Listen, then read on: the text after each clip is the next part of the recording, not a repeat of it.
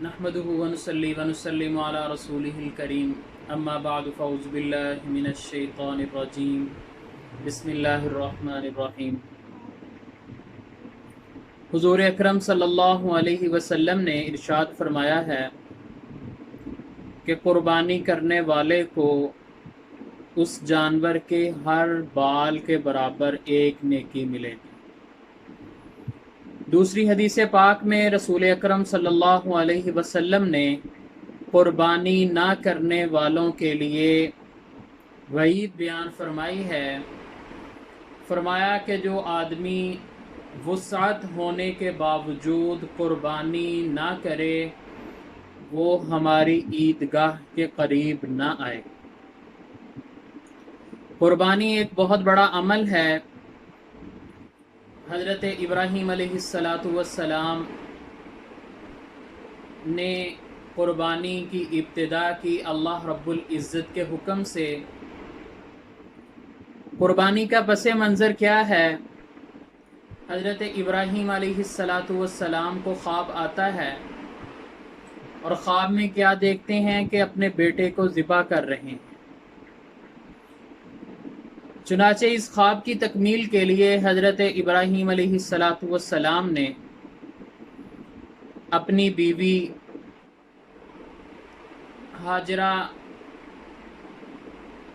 अलैहिस्सलाम से कहा कि आपने अपने बेटे को तैयार कर देना है, हम किसी बड़े से मिलने के लिए जा रहे हैं। चुनाचे हाजरा अलैहिस्सलातु वस्सलाम ने अपने बेटे हज़रत इस्माईल अलैहिस्सलातु वस्सलाम को तैयार किया और हज़रत इब्राहीम अलैहिस्सलातु वस्सलाम ने छुरी ली और रस्सी ली और अपने बेटे को साथ लेकर चले गए। चुनाचे शैतान एक बुज़ुर्ग पारसा के रूप में हज़रत इस्माईल अलैहिस्सलातु वस्सलाम की वालिदा के पास आया, अम्मा हाजरा के पास, और आकर कहा कि आपको पता है कि आपके बेटे को आपके खामिन कहाँ लेकर गए हैं? उन्होंने कहा कि मुझे तो नहीं इल्म, वो किसी बड़े आदमी से मिलने के लिए गए हैं। चुनाचे शैतान ने कहा कि नहीं, बल्कि वो आपके बेटे को ज़िबा करने के लिए लेकर गए।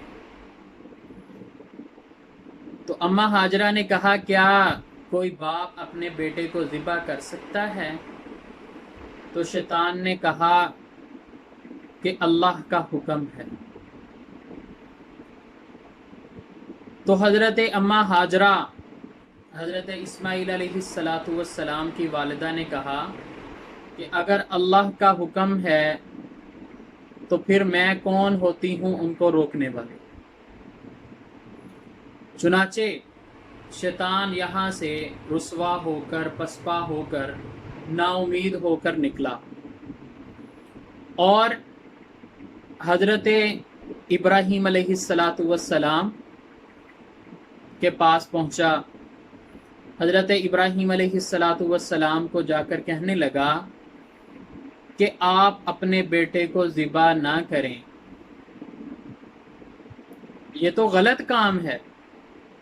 हज़रत इब्राहीम अलैहिस्सलातु वस्सलाम फरमाने लगे कि मेरे अल्लाह का हुक्म है, इसको मैं ज़रूर भी ज़रूर पूरा करूँगा। चुनाचे शैतान यहाँ से भी ना उम्मीद होकर निकला। हज़रत इस्माईल अलैहिस्सलातु वस्सलाम के पास गया और जाकर कहने लगा कि आपको पता है कि आपके वालिद आपको कहाँ लेकर जा रहे हैं? आपके वालिद आपको ज़िबा करने के लिए लेकर जा रहे हैं। हज़रत इस्माईल अलैहिस्सलातु वस्सलाम ने कहा कि कोई बाप अपने बेटे को कैसे ज़िबा कर सकता है? तो शैतान ने कहा कि अल्लाह के हुक्म से आपके वालिद आपको ज़िबा कर रहे हैं। तो हज़रत इस्माईल अलैहिस्सलातु वस्सलाम कहने लगे कि अगर अल्लाह का हुक्म है तो मैं कुछ देर बाद ذبح ہونے کی بجائے ابھی ذبح ہونے کو ترجیح دوں گا۔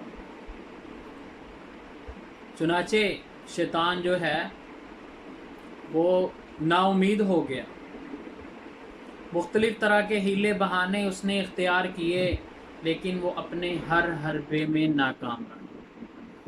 حضرت ابراہیم علیہ السلام ایک جگہ پر اپنے بیٹے کو لے کر چلے گئے اور جا کر اپنے خواب کے بارے میں تذکرہ کیا کہ اے بیٹے، میں دیکھ رہا ہوں، میں نے خواب دیکھا ہے کہ میں تمہیں ذبح کر رہا ہوں،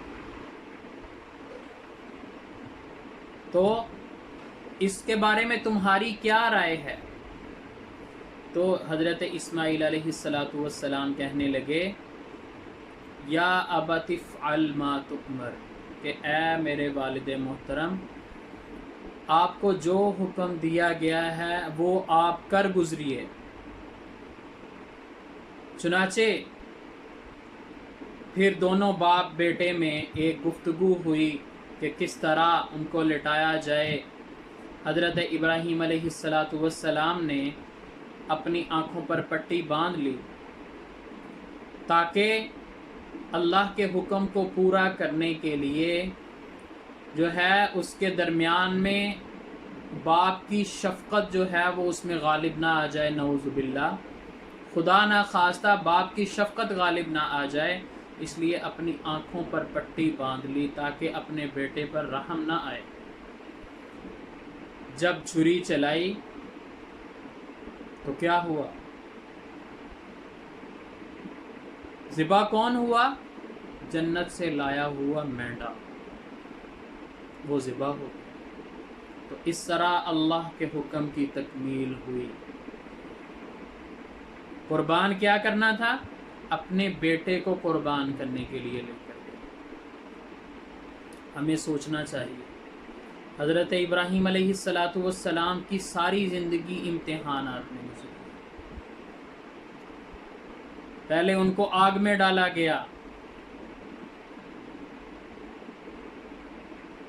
تو اس طرح ہمیں بھی قربانی، دین کی ابتدا بھی قربانی ہے، دین کی انتہا بھی قربانی ہے۔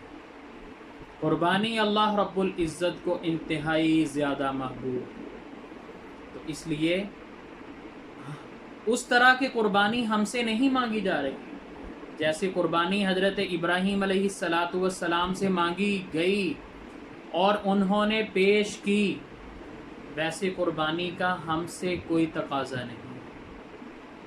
ہم سے کیا قربانی مانگی جا رہی ہے؟ جانور کو ذبح کریں۔ جن کو اللہ رب العزت نے وسعت دی ہے وہ قربانی کا جانور ذبح کریں۔ دوسرے نمبر پر اور بہت سی قربانیاں، گناہوں کو چھوڑ دیں، چغلی کو چھوڑ دیں، نماز کو ادا کریں، جھوٹ کو چھوڑ دیں۔ ہم سے اس طرح کی قربانیاں مانگی جا رہی ہیں۔ اللہ رب العزت سے دعا ہے کہ اللہ تعالی ہمیں اپنے دین کی خاطر قربانی کرنے کی توفیق عطا فرمائے، اور ہر طرح کی قربانی اللہ رب العزت ہمیں اپنی دین کی خاطر کرنے کی توفیق عطا فرمائے۔ وآخر دعوانا ان الحمدللہ رب العالمین۔ آپ سب حضرات سے گزارش ہے کہ اگر آپ کو ہماری ویڈیو اچھی لگی ہے تو پلیز ہمارے چینل کو سبسکرائب کریے گا۔ اللہ پاک آپ کا حامی و ناصر ہو۔ وآخر دعوانا ان الحمدللہ رب العالمین۔